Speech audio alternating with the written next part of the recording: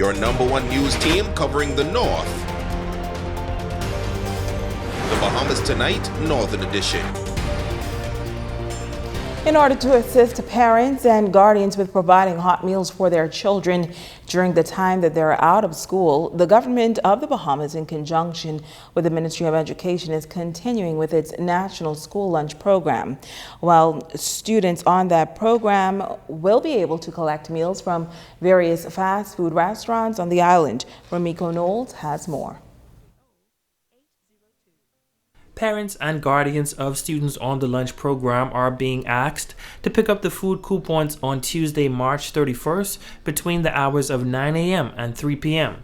District Superintendent with responsibility for Grand Bahamas Education Office, Yvonne Ward, says the vouchers can be collected from the school's security officers. Principals are no longer at the school, and so we advised principals to turn those vouchers over to the securities at the schools, because securities are still working 8 to 1 and 1 to 5 at the schools.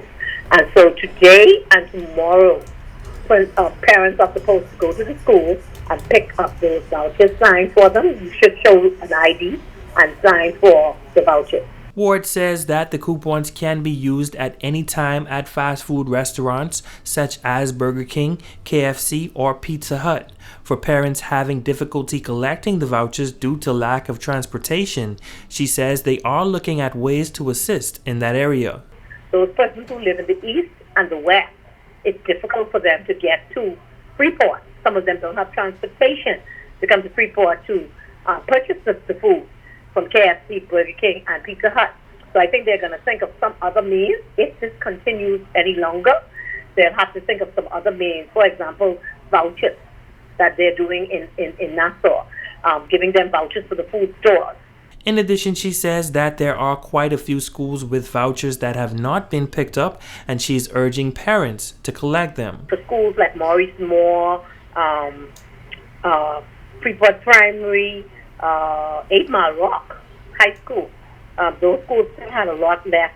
Walter Parker, Sister Mary, those schools, the parents did not show up to pick up those vouchers. And we're wondering, okay, we're trying to help. The government is trying to assist you in feeding the children while they're home, so you need to come and get them so that they can be fed. Ward says that the lunch program is important as there are many students who rely on the program for their meals. She thanks the various takeout restaurants for coming on board to provide those meals for the students. Even though it's probably not the most nutritious meal that we'd like to provide, it was something that we had to do immediately, and we just want to thank KFC and Burger King and Pizza Hut for responding so positively and so timely.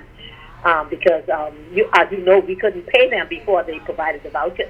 They will be paid at a later date. So we just want to say thank you to them, because we wanted to make sure that those parents had some support in some way while those kids are home.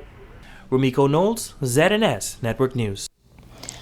The country now has a new commissioner of police. The official handing over ceremony taking place this afternoon at the police headquarters in New Providence. Outgoing Commissioner Anthony Ferguson handed over all instruments of appointment to the new commissioner, Paul Roll.